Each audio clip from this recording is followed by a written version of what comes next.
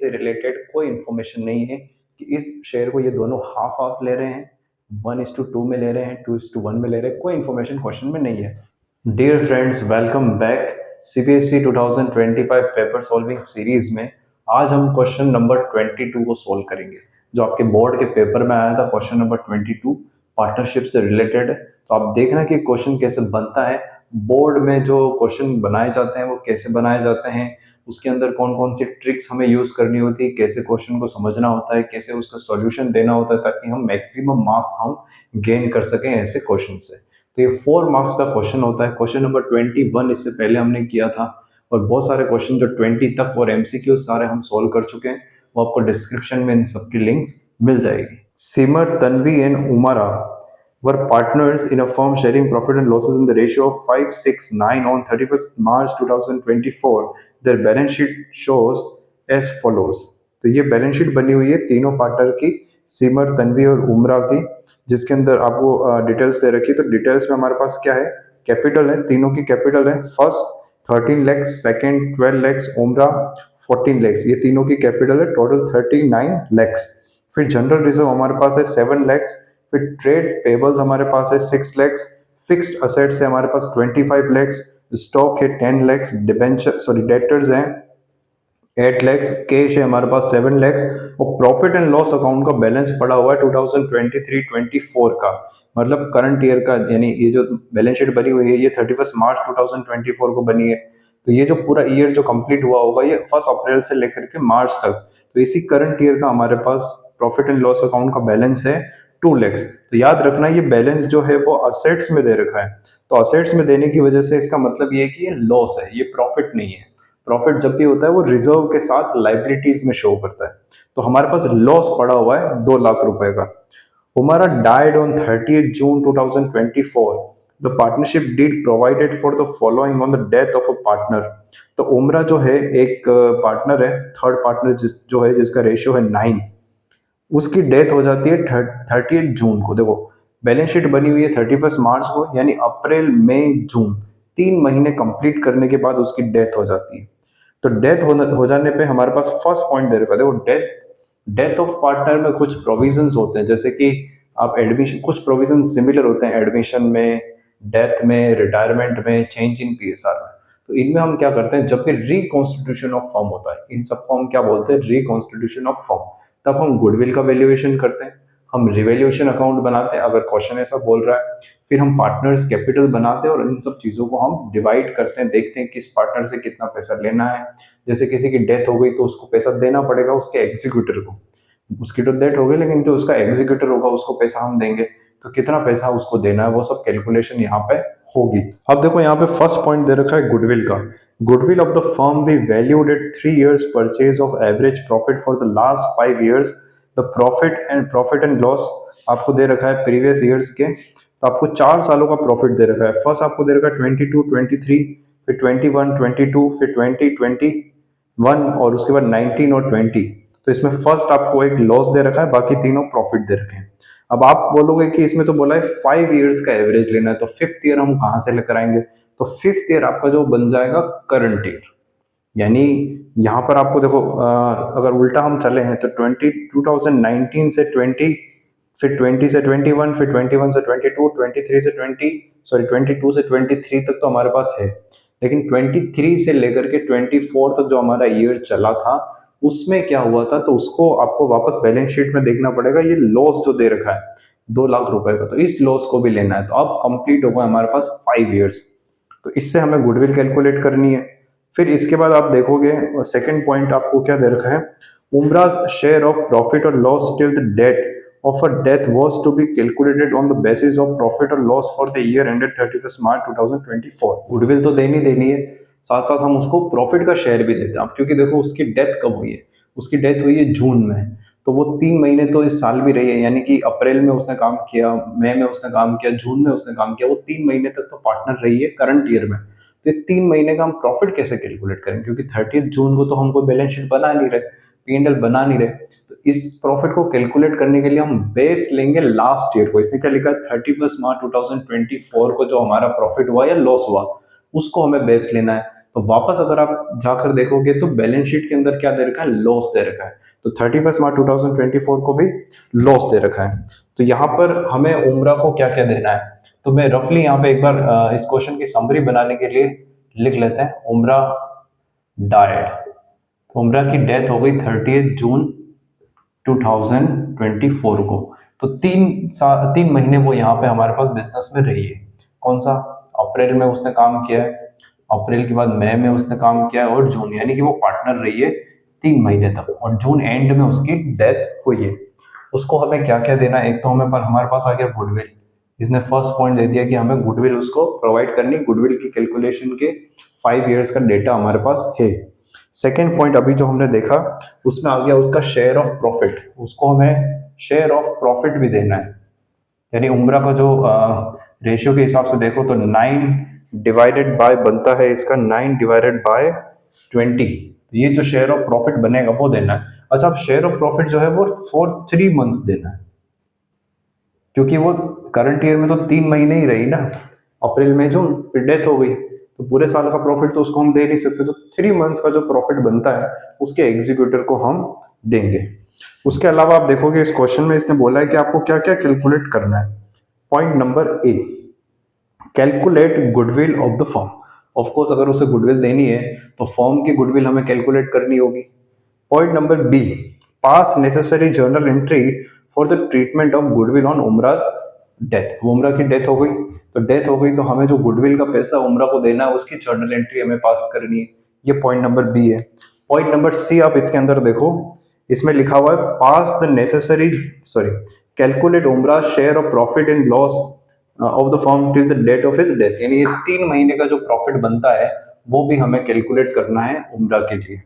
उसके बाद है pass the necessary journal entry for recording Umara share of profit और loss till the date of his death, date of her death, यानी उसकी जो डेथ पे जो हम उसको प्रॉफिट दे रहे हैं उसकी जर्नल एंट्री। कुल मिलाकर के इस क्वेश्चन में हमें जो डिटेल्स दे रखी, पूरी बैलेंस शीट दे रखी, सब कुछ, हमें कोई अकाउंट नहीं बनाना, हमें ना तो रिवोल्यूशन बनाना है, ना पार्टनर्स कैपिटल बनाना है, ना बैलेंस शीट।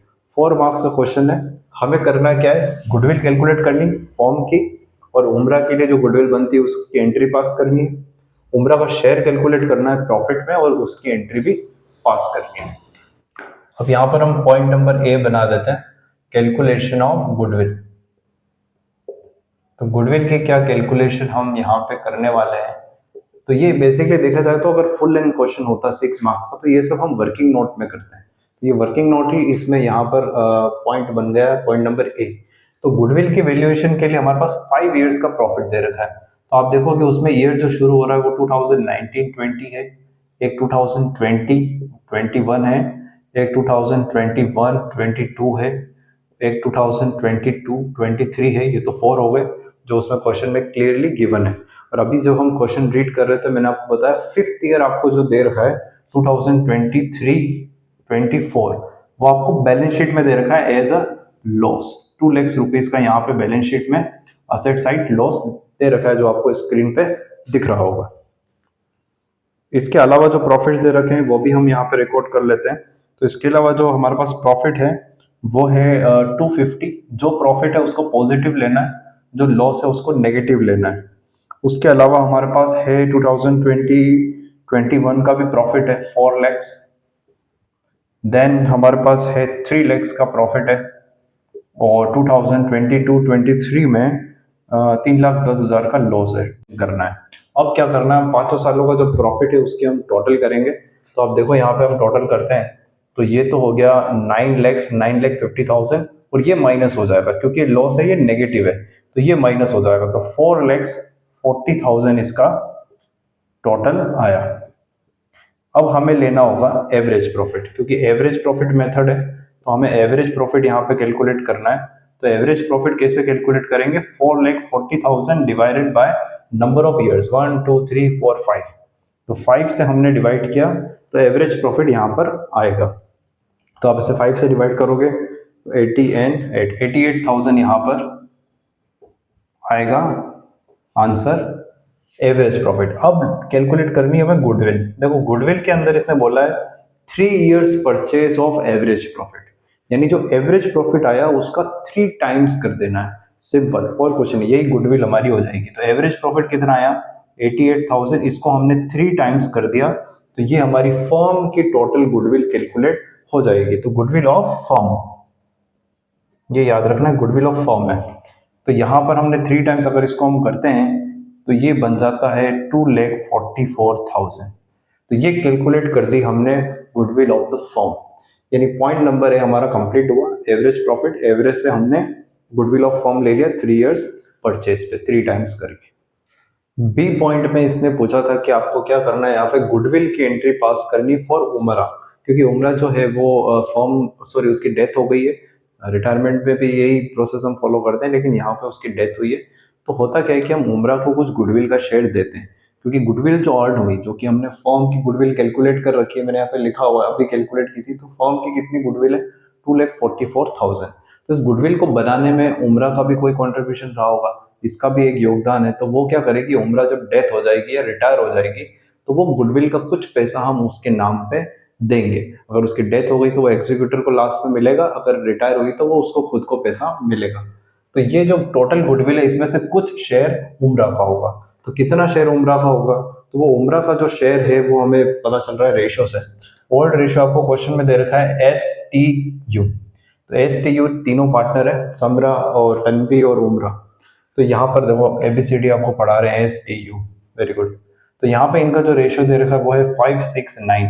तो उससे उमरा का रेशियो बन जाता है 9/20। आप अगर 9 ये हो गया और रेशियो की टोटल हो गई 20।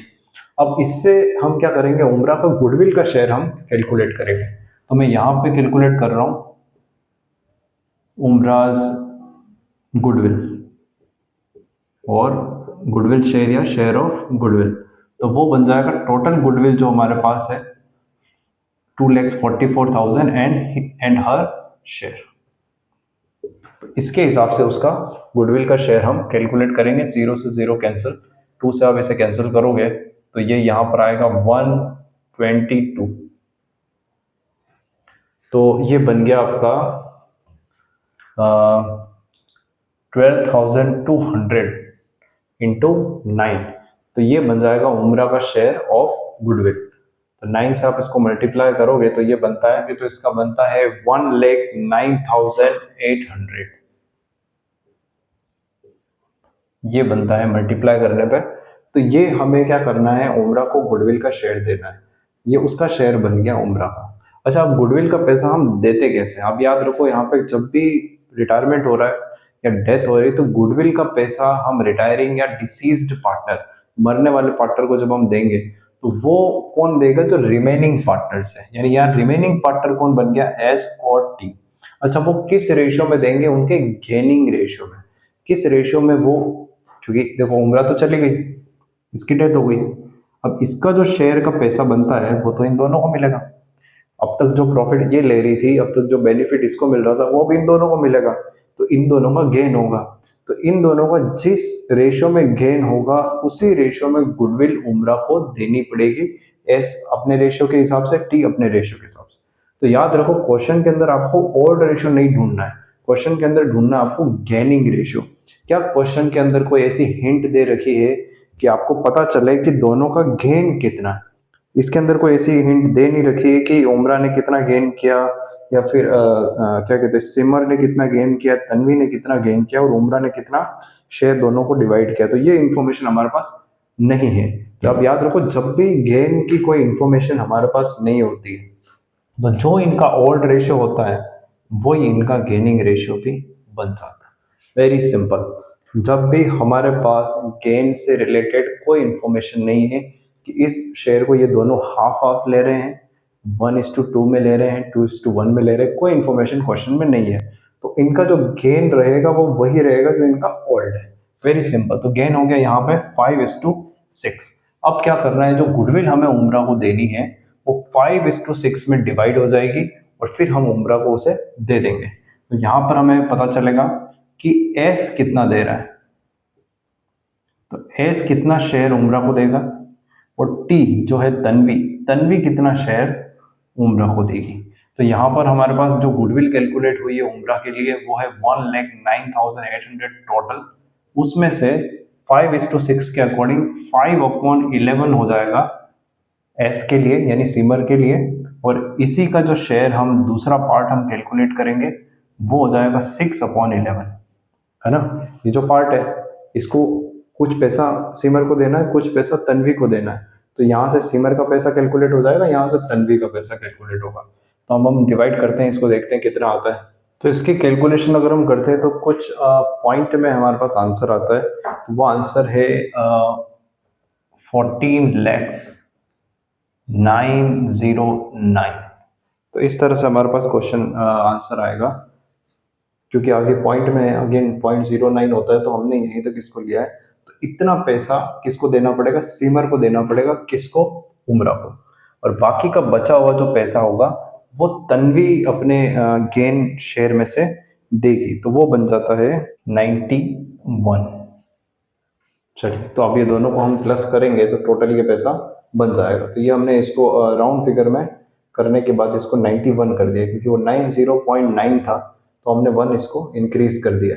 तो ये हमने डिवाइड कर दिया, उमरा को इतनी गुडविल देनी है, तो हमने दोनों के गेनिंग रेशियो में इसको डिवाइड कर दिया। गेनिंग रेशियो क्या था, 5:6, उसमें डिवाइड कर दिया तन्वी और सिमर का शेयर हमने कैलकुलेट किया। अब हम गुडविल की जर्नल एंट्री पास करेंगे, जो कि उसने क्वेश्चन के अंदर पूछा हुआ है। तो गुडविल की जर्नल एंट्री क्या होगी, पैसा कौन दे रहा है उसको डेबिट करना है, और पैसा किसको मिल रहा है उसको क्रेडिट करना है। बिल्कुल सिंपल रूल है। तो कौन दे रहा है यहाँ पे, Simar, Simar's capital account debit, और कौन पैसा दे रहा है, Tanvi, तन्वीज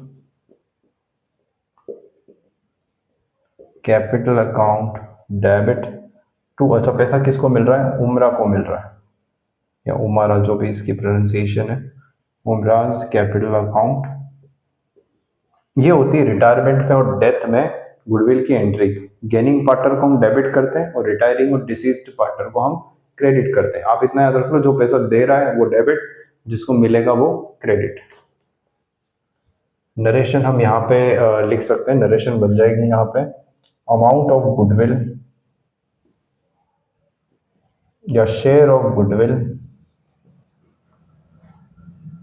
credited to Umra account.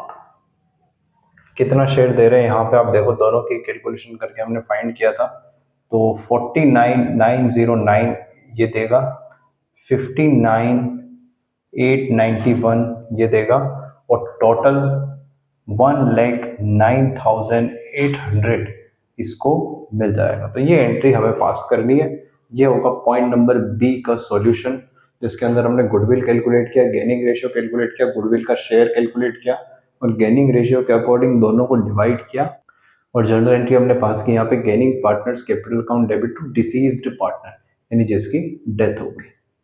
तो फ्रेंड्स, सी पॉइंट यहाँ पर इसने बोला है शेयर ऑफ प्रॉफिट फॉर उमरा, यानी उमरा जिसका रिटायरमेंट हो गया है, जिसकी डेथ हो गई है, तो वो 3 महीने तक बिजनेस में रही है, यानी कि अप्रैल मई जून, तो 30 जून को उसकी डेथ हुई है। तो 3 महीने का जो प्रॉफिट बनता है, वो जो शेयर ऑफ प्रॉफिट बनता है, वो हमें कैलकुलेट करना होगा।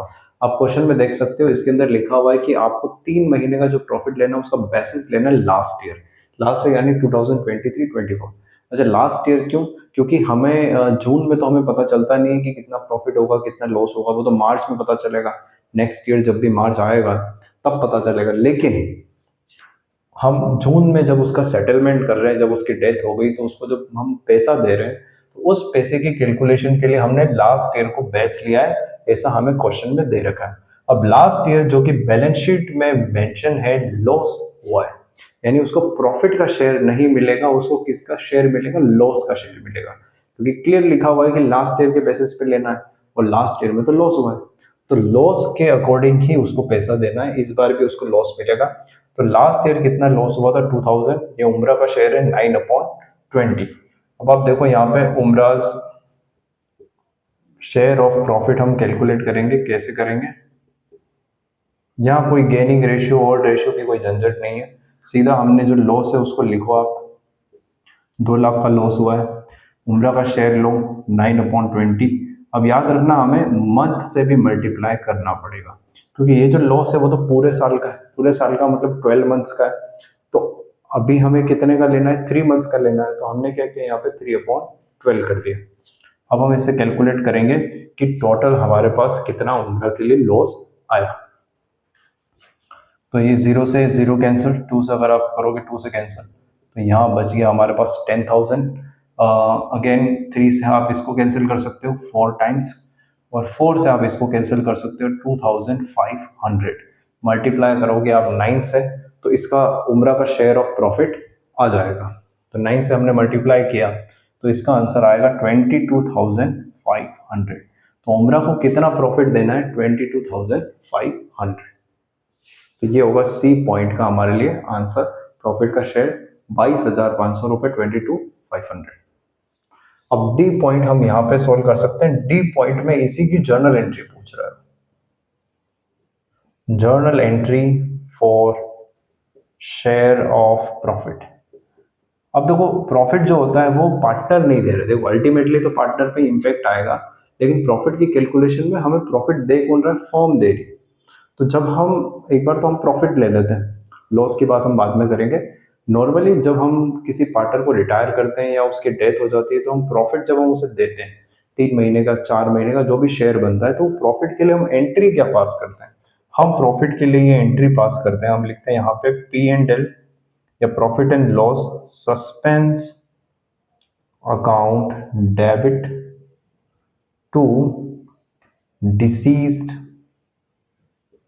पार्टनर्स, डिसीज्ड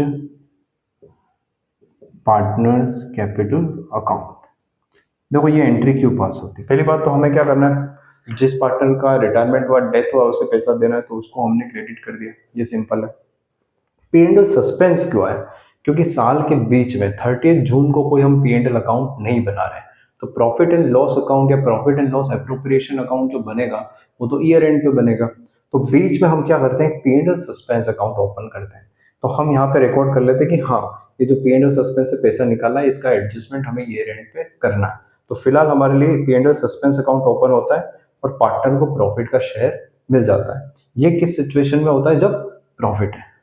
इस क्वेश्चन में हमारे पास क्या है, लॉस है, तो इसका जो शेयर हमने कैलकुलेट किया वो भी लॉस का शेयर आया। तो लॉस के लिए आपको क्या करना है, इसी जर्नल एंट्री को फ्लिप कर देना है, रिवर्स कर देना है। तो इस जर्नल एंट्री को आप जब इंटरचेंज कर लोगे, डेबिट को क्रेडिट और क्रेडिट को डेबिट, तो वो लॉस की एंट्री बन जाएगी। तो लॉस की एंट्री क्या बन जाएगी, ऊपर हो जाएगा deceased partners capital account debit to P&L suspense account. अच्छा, डिसीज्ड पार्टनर यानी जिसकी डेथ हो गई, तो वो है उमरा। तो यहाँ पर आएगा Umraj capital account debit to, यहां पर हो जाएगा P&L या फिर प्रॉफिट एंड लॉस, आप पूरा लिख सकते हो, सस्पेंस अकाउंट। सिंपल, यहां कोई किसी पार्टनर का नाम नहीं आएगा, कोई गेनिंग रेशियो नहीं, कोई ओल्ड रेशियो का कोई झंझट नहीं, सिंपल P&L सस्पेंस वाली एंट्री याद रखनी। ये लॉस की एंट्री, इसको रिवर्स करते तो प्रॉफिट की एंट्री बनती है। ब्रैकेट आ जाएगा, ब्रैकेट में आप यहां पे लिखने वाले हो शेयर ऑफ प्रॉफिट,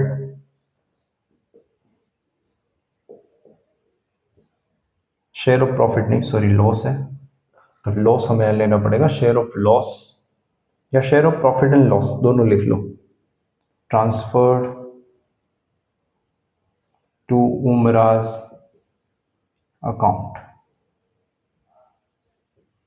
अब कितना प्रॉफिट कितना लॉस हुआ था, 22,500 डेबिट एंड क्रेडिट। तो ये एंट्री है, मैंने इसको फॉर्मेट में नहीं लिखा है क्योंकि ऐसे छोटे क्वेश्चन में आप आउट ऑफ फॉर्मेट भी आप इसको पास कर सकते हो, जहाँ पे बहुत सारी मल्टीपल एंट्रीज हैं, back to back date wise या सीरीज वाइज एंट्रीज करनी है, जैसे अपन ने डिवेंचर में की थी लास्ट क्वेश्चन में, तो वहाँ फॉर्मेट बनाना सही रहता है। यहाँ भी बनाओगे तो कोई दिक्कत नहीं, बस टाइम वेस्ट ज़्यादा हो जाएगा। तो ये था यहाँ पे सी पॉइंट और डी पॉइंट।